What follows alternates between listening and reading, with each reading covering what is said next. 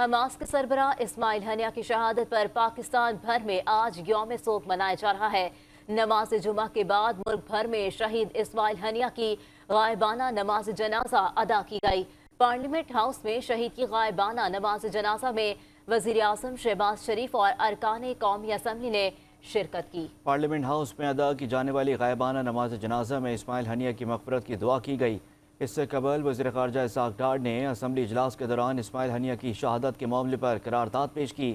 قرارداد میں موقف اپنایا گیا کہ اسرائیلی مظالم کی وجہ سے 40,000 سے زائد فلسطینی شہید ہو چکے ہیں۔ پاکستان ہر قسم کی دہشت گردی کی مخالفت کرتا ہے۔